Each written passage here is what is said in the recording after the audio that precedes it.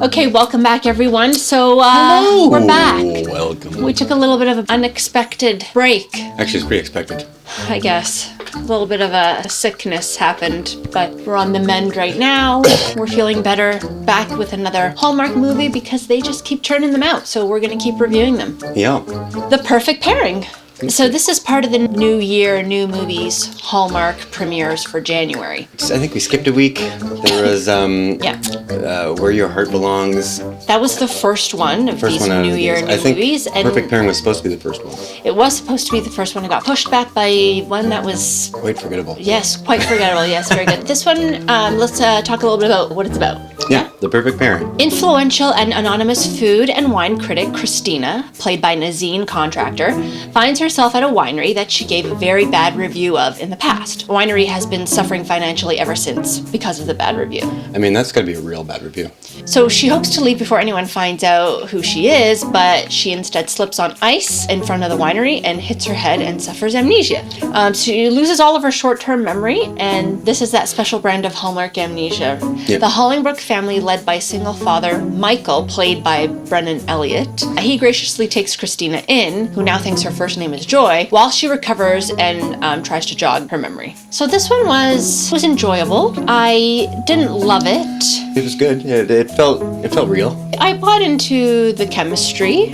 I know some people didn't. I know that was some of the criticisms that it received. Yeah, there's something with Brennan Elliott that I wasn't really... I usually really like Brennan Elliott in almost all of the Hallmark movies I've seen him in. And he's been in a lot. He's one of the heavy hitters. And I liked him in this. I just didn't think I feel like he was more into the ice wine than he was into being a her? romantic thing, which is kind of cool. I actually didn't mind learning about the ice wine making process and... Yeah, I thought that was really interesting. I like ice wine, so I was like, oh, cool. It's like interesting to see that. You don't. Every ice wine I've ever had is a fucking glass of headache.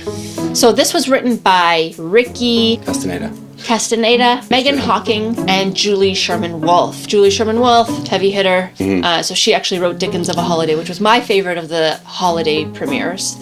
It was directed by Don McBrearty. He's done a bunch of Hallmark movies. He's done Jingle Bell Princess, Boyfriends of Christmas Past, which was a new one this past season, Pride, Prejudice, and Mistletoe, and he's directed a few episodes of The Good Witch. Oh. So he's a veteran. Yep. Yeah. You were saying that it was kind of like a fresh take on an old trope, right? Yeah, because usually you don't know the person, and that is the trope. It's like they hit their head and they're lost, and they have to try to figure out who it is. Technically, the whole family and the winery knows who she is, and they freaking hate her. Yeah. So it kind of made it a little more tense and a little more real. And you're kind of anticipating when she finds out who she really is and the pain that she caused this family business. This was actually called Love and Ice Wine first. All these movies always get renamed. It's because they generally have really bad titles. Would you have liked Love and Ice Wine, or do you like The Perfect Pairing? No, I think The Perfect Pairing is good. Right, yeah, I like The Perfect Pairing. I think that was a good idea to change it. And this was filmed here in Ontario. Filmed in Ontario at Peller Estates Winery, which is, I'm assuming, in the Niagara region. Yes, yeah. Not that far away, so that's pretty cool. And supposedly that ice lounge scene that they filmed, that's actually a real location at Peller Estates Winery. Oh. So you can go and visit. That's kind of what I liked learning about it, is like that you have a special ice it's tasting like a little room. igloo. Yeah, it's kind of neat. That wasn't fake. They didn't build that, so you can actually go and visit that at the winery. So, my take on this, I thought it was very typical, middle of the road Hallmark movie. It was supposed to be, as we mentioned, the first movie. It didn't get pushed back for a better one, as we also mentioned. No, definitely not. But not. I could see why this one got pushed back too. I don't think it would have been a very strong first one. I feel like it might have been a stronger first one. I mean, it was a good offering for the second week, I suppose.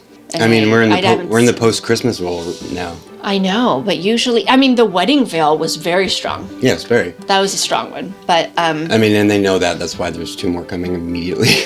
It was nice to see like a mature woman of color as the lead. I thought that was cool. I like Nazneen Contractor. I like Brennan. As I said, I do usually like him in all his Hallmark movies. Mm-hmm. He's a great actor, but I just don't think he was giving anything unique. Yeah, and he kind of looks a little like Shaggy Dad. in this one. He looks like a stressed out guy that owned a winery. When you have him in your movie, you should take advantage of what he's good at, and he's a great actor. Just, you know what I mean? Like, nothing stood out. Yeah, I know what you mean. So, I guess, I've heard this described as a redemption story. Okay. But what I think is we needed to hear a bit more about Christina Joy Osborne as an unlikable character. We didn't get enough of her as this like mean food and wine critic who ruins people's businesses. Like, she wasn't painted bad enough yet in order for us to not like her. No, it almost seemed like they kind of just made that review the worst thing she's ever done. They don't go into detail about it. Then it wasn't an unwarranted review. They even admit that they shouldn't have released that wine. They didn't check their product. So they deserved that review. So I guess she was just doing that her 1 job. year. Yeah. I think that was a little weird. confusing too, because like later on in the movie, she has the wine again. Is it a different version of it? Yes, so it's a different batch. Is it just the next year? Yes, it's a different batch. And then she realized, oh my God, it's like, what wine is this? Oh my God, this is the wine I reviewed that I gave a bad review of. Oh, now it's great. Yeah, and her then boyfriend is like, that's the one that you fucking tanked. Yeah, exactly. Just thought maybe we needed a little bit more of her like harshness in order to see like the contrast. I think they kind of relied on her boyfriend to like remind us of that, like, because he was kind of a snobby dick, and she says like, I'm not that person. I don't know who that person is anymore. But it's almost like, well, what person was that? We didn't even see that person. Yeah. How awful were you? You gave a bad review. That's your job. And they messed up. Exactly. One thing I did want to mention now, I did recently discover the Girls Gone Hallmark, which is a podcast, which is great. And shout out to them because they mentioned something that I was thinking the whole time. Her eyelashes. I just like hear them going.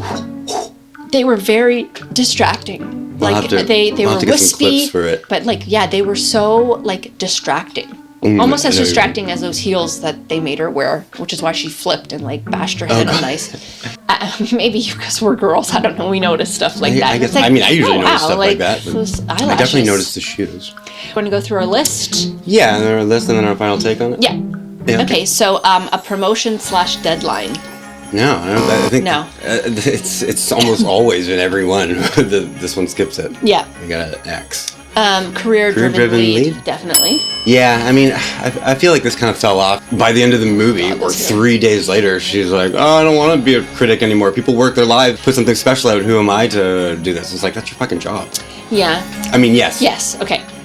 Big misunderstanding, definitely. Absolutely. This is, the whole basis is a misunderstanding, because it's the amnesia trope.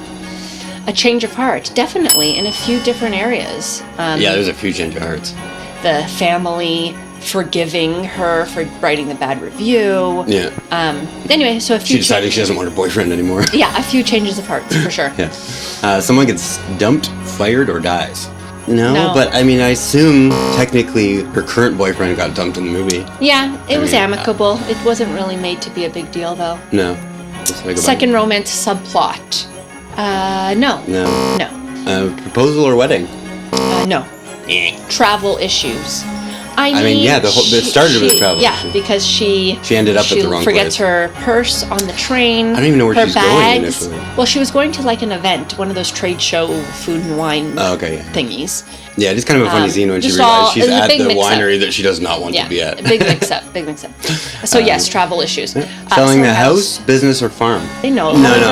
They were just, his dad wasn't really into having the ice wine room, and then by the end of the movie, Yeah, then they realize everyone loves the ice wine, so we gotta keep it. I need big city, small town transition. We'll say no. No, okay. Almost kissed. They almost kissed. No, I don't remember that. Do you? I don't, but I feel like there was one. Oh, we could be wrong, but I don't think there was. I don't think there was. Obviously, we'll insert something here. And a mad dash to the airport. No, I don't think so. No. I'm forgetting how this one ends now. I absolutely do. Wow. I mean, that can't be a good sign. It's not a good sign. It was enjoyable while watching it. You know, thinking back on it, there's not a whole lot that I can hold on to. It was kind of forgettable now thinking back. So let's give our, did it hit the Hallmark or miss the Hallmark? I mean, I don't remember a lot. But I think I watched it a second time while we were lying in bed sick. Yeah. And I still enjoyed it. So I'm going to say, for me, it hits the Hallmark. Okay, for me, it missed the Hallmark. I think we'll be split here. All right. Yeah. Good. Good. So are we not a perfect pairing? Anyways, we'll be back with another episode. We're going to slowly get back into this. Yeah, Thanks for sticking around. So don't forget to like, subscribe, share. All those things. Hopefully you're enjoying it. Give us some feedback. We're open to it. But yeah, thanks again, everyone. Bye.